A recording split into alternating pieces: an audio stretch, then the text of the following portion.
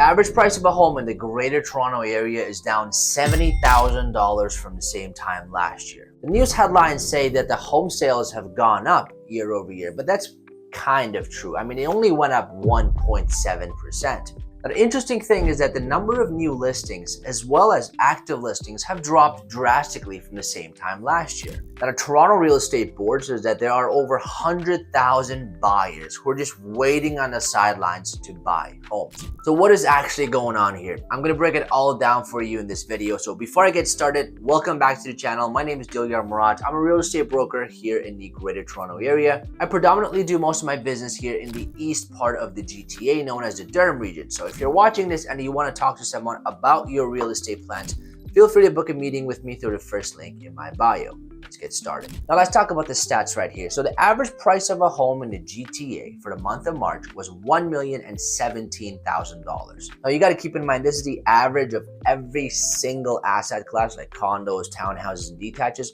across the GTA. Now this number is down about 73,000 from the same time last year. So on average, home prices went down 7% from last March. Now, if you were to compare this month over month, like March prices and February prices were pretty much neck and neck. So I can say the prices have been pretty much flat for the last 3 months. The number of home sales, this is where the news headline is running with it. They're saying that the home sales are up, but it's only up 1.7%. So in last March, there was roughly 5,000 home sales. This March, there was also roughly 5,000 home sales, so the demand hasn't really changed. Now, but what's interesting is that the number of new listings are down almost 17% from the same time last year, and active listings are also down. For full transparency, I'm shocked by this. I fully thought that we were going to see a lot of new listings come March, but that didn't happen. Now, this could mean one of three things. Number one, the weather was bad and everybody was waiting for the weather to get better. It's a possibility. Number two, sellers have just given up on listing their home. You know, they know that they can't get the prices that they would hope for, so they've just pretty much given up and not looking to do anything until the market improves. Or it's just that people are uncertain about the economy and what's happening in the world. I mean, we have a full-blown war going on, as well as oil prices going up, economy is pretty shaky. People are probably just holding onto their properties and not making any massive decisions at the moment. But you see, despite having less homes for sale and same amount of demand, home prices still went down. And it still took longer to sell a property on average than a year ago. This is something that we have to watch closely going into April, right? I mean, we have to see if sellers will come back in April, or if the demand continues to stay flat or go up. I'll keep you guys posted. Now, something about the Durham region here. You see, over the last few weeks, I've been in the front lines showing properties to buyers and as well as meeting with a lot of sellers. And I'm not saying this as a real estate agent because I know if it comes from a real estate agent, it sounds sleazy, but the inventory has tightened. There's not that many homes for sale here in Durham. Relatively speaking, I have a number of clients that are looking for homes between $700,000 and $800,000. And over the last 3 weeks, 3 of them have bought, and we went into multiple offers in almost every single time. Now, you have to keep this in mind, okay? When I say we went into multiple offers, I don't mean that homes are selling above market value. And his interesting part is that all the homes that my buyers have secured, we actually bought them for less than the most recent comparable sales. And those comparable sales were from a month or 2 ago. So I can confidently tell you that the home prices have been coming down here in Durham region.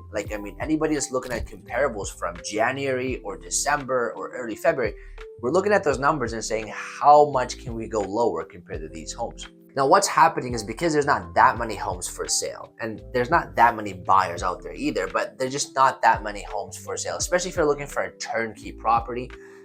If it's priced really well or priced below the market value, it's getting into multiple offers, and it's giving an illusion that the market is heating up. Because in theory, if the demand is the same, which statistically speaking, the demand is the same compared to a year ago, but there are less properties for sale, then the prices should go up, but it didn't happen. Prices went down. So this tells us a couple of things about the buyer's psychology right now. Buyers are very calculated. Unlike the COVID times, buyers know that the market is soft, and buyers think the market will be soft for the foreseeable future. And I agree with that. Yes, the inventory has come down from its peak last summer, but it's still very high, and we have yet to see how April, May, and June plays out. And especially with everything that's going on in the world right now, with food prices going up, with mortgage rates taken up slightly, there's just a lot of unknown factors. So buyers are only buying properties that are very well priced, or if everything makes sense about that property, right? They're buying homes that they absolutely love, or they're just not buying them at all. And this is why you're seeing some properties sitting on the market for 90 days or like 3 or 4 months on the market. And some properties are selling in 3 to 4 days. And so when you look at the average days on the market, the number is going to be a little bit skewed. But the really well-priced properties, or properties that are priced below market value and that are turnkey, they're still in high demand, especially if they're a freehold, right? I can't speak for condos, or I can speak for condos.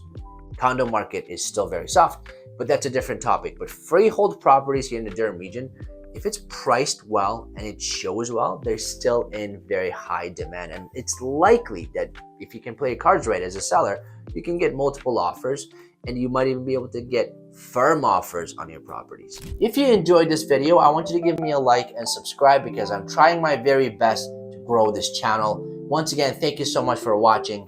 Until next time.